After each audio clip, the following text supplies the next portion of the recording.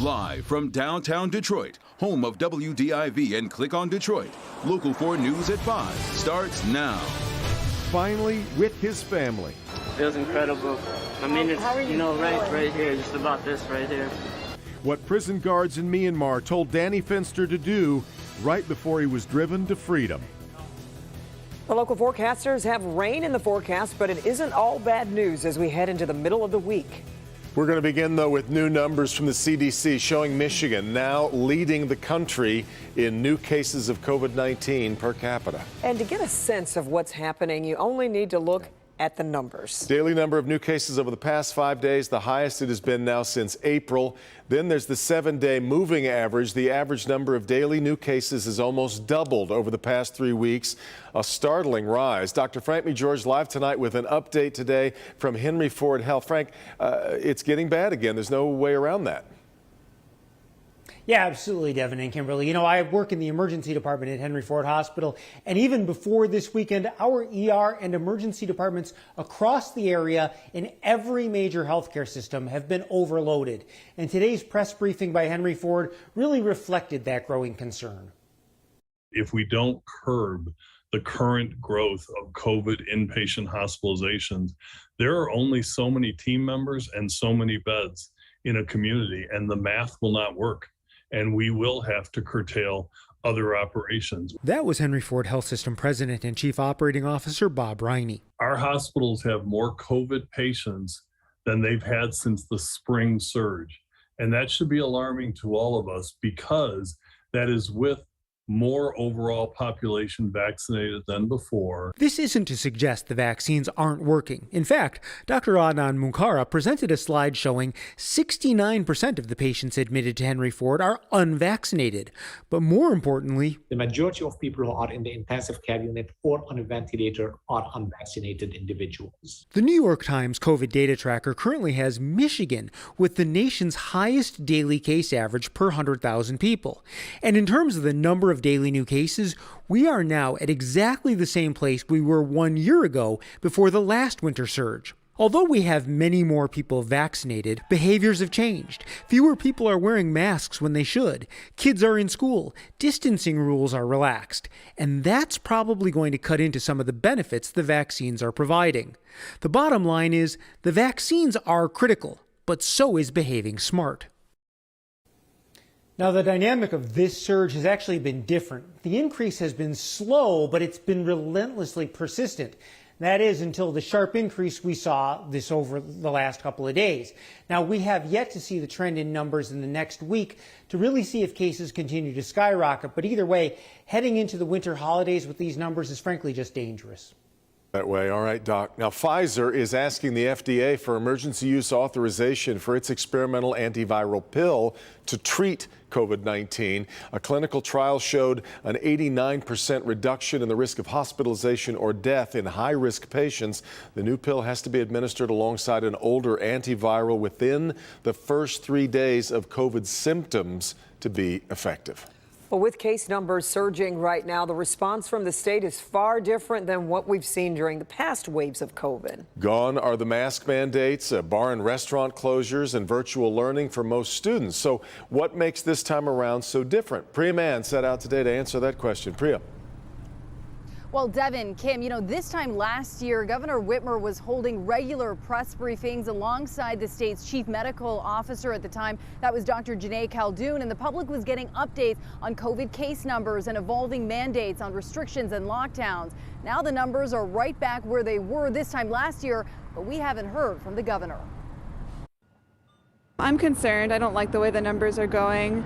I wish we would consider restrictions or some other measures in addition to the vaccines. Since I'm vaccinated, I'm not super worried about it. At this point, it's the unvaccinated that are getting sick and unfortunately passing away. So at this point, I'm good with just moving on. The number of daily COVID cases, hospitalizations, and deaths in Michigan are nearly the same as this time last year. But Governor Whitmer's last briefing was months ago. You want to know, what's going on? What are her thoughts? What's the plan? What direction are we moving in? So it is a little concerning. At this point, if she were to come out and put those lockdowns in place, that she might not really reach a lot of people that agree. Local 4 spoke with Lieutenant Governor Garland Gilchrist in Detroit on Tuesday. At this time last year, we had restrictions, we had closures, we had lockdowns to prevent the spread. With numbers right back where they were last year at this time, why aren't we seeing anything like that to sort of mitigate the spread? This time last year, we did not have safe and effective COVID vaccines. Now we have 3. That is the biggest, most consequential difference between now and last year. Michigan just hit the touted 70% vaccination mark, yet case numbers offer little to celebrate. I do know the numbers are not reported every day, and I kind of wish they were still being reported every day. I feel like at 7,000 cases a day, it should be, something we do. And this most recent surge coincides with the time frame that experts had recommended you get your booster shot. Again, the CDC says your best bet at protecting yourself from COVID-19 is to get vaccinated. Reporting live tonight, I'm Priya Mann, Local 4. Yeah, you got it. All right, Priya. We have a good news, bad news scenario playing out when it comes to the forecast. Yeah, we do. So let's get over to Paul. The good news is we're in for a big warm-up tomorrow, right, Paul? Yes, and we'll put off the bad news until about 10 minutes from now when I have the full forecast for you. But hey, look at the big house in Ann Arbor. Pretty sky over there. That's the mid-level cloudiness that's been coming on in during the mid to late afternoon period, and temperatures have now slipped into the upper 30s. Oh, wow, 39 all at Monroe, Lapeer, Ann Arbor, and Detroit. One more 39. I'd have a Yahtzee here. Anyhow, wind is very, very light, so we have no wind chill to talk about. And you can see the little opening we had earlier, which allowed some sunshine in, but then you can see also these clouds that are increasing, and that will continue through the evening hours into the overnight. The clouds are going to thicken up, but the evening hours are going to be dry, and these temperatures generally kind of leveling off here in the upper 30s and then starting to rise. And by tomorrow morning, it could be a good 10 degrees warmer than this midnight temperature. So we're going to break that all down for you and have the rest of the forecast through the upcoming weekend in just a few minutes, guys. Okay, Paul, thanks. Tonight, Danny Fenster is safely back on U.S. soil and sharing what the past 48 hours have been like. He thought he was just starting an 11-year prison sentence in Myanmar when suddenly everything changed. Rod Maloney here now with more on what Danny had to say, and this has been a real whirlwind these last couple of days, Rod.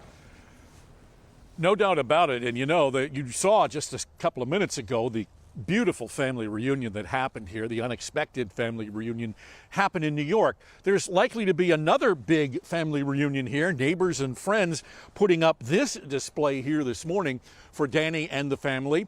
And as things stand, it has been quite the ride over the past few days. They spent 6 months awaiting this moment, starting with mom, hugs all around. They couldn't know it would come at Kennedy Airport, the surprise release stoking Danny's emotion. Feels incredible. I mean, it's, right here, just about this right here. The family, former UN Ambassador Bill Richardson and his foundation team, retired to a news conference inside, Danny expressing his gratitude to the negotiations trading humanitarian vaccine and food assistance to Myanmar for him and a Burmese woman with ties to Richardson. And I'm incredibly grateful to seeing Bill and his team there. It's out on the tarmac waiting for me. It's just the greatest feeling I can ever remember having. Danny thanked his brother Brian, family, and the organizations who took up the Free Fenster movement. If I was outside of the prison in court, maybe some police aide that could speak a little bit of English would flash a picture on his phone of my entire family wearing T-shirts with my face on it on CNN, which was a pretty bizarre thing to see. As for his trip home, told to pack a few things, guards shackled him, put him in a car for a 4-hour drive to another airport. Several hours later, a police officer sat down and said, "You've been charged with these crimes and found guilty. We're gonna offer you this pardon, and you're gonna leave right now." Now, Danny said that he is going to enjoy his freedom, his visit with his family, a lot, but in a very short order, because he said he still has other things he wants to do, and that is take up the fight for the other journalists and other people in Myanmar who are being held by the government there. He thinks that their freedom is every bit as important as his, and he wants to work toward that. Back to you. Rod, he was in a prison that is quite notorious. He talked a little bit about that as well today. Right, he actually spoke expansively about it, about the difficulties, the hardships, and the times that he actually felt a little bit concerned and hopeless. And so we're going to be hearing from all of those issues coming up on Local 4 News at 6 o'clock. Good deal. All right, Rod, we'll see you then. Jurors continue to deliberate behind closed doors in the trial of Kyle Rittenhouse. After 2 weeks of testimony, the court reconvened this morning for 18 members of the jury to be randomly reduced to 12. In a rare move, in fact, Rittenhouse himself picked 6 jurors out of a tumbler. They were then determined to be the ones who would serve as the alternates. Rittenhouse is charged with killing 2 men and injuring a third during protests of the police shooting of Jacob Blake in Kenosha, Wisconsin. The National Guard remaining on standby right now in anticipation of the announcement of a verdict. An Ypsilanti High School senior suffered a medical emergency and died during basketball tryouts. Jalen Mitchell is a STEM Middle College senior. The district says he was immediately taken to St. Joseph Mercy Hospital last night, where he died. The district says it will have a trauma team available to help students work through the grief over the coming days and weeks. A plane crash in northern Michigan has killed 2 people from our area. Happened Monday afternoon in a wooded area near Boyne City. 61-year-old Kenneth Yacht of Pontiac and 21-year-old Corbin Kennedy of Howell were found dead inside that plane. Deputies say it disappeared from radar on its way to Boyne City Airport, though the cause remains under investigation. It's the second deadly crash up north in 3 days. 4 people died Saturday on Beaver Island, though an 11-year-old girl was able to survive that crash. All right, much more to come. Here's Sean Lay. The FBI calls it a hunting homicide. A father goes deer hunting and never comes back to his family. Tonight, the FBI and the family asking for your help with this cold case. All right, Sean, also President Biden's infrastructure bill sending billions of dollars to Michigan. Ahead at 5, where the money is expected to go and why some say it won't get very far. But first, Christmas has come early for commuters who take I-75. We'll have that next.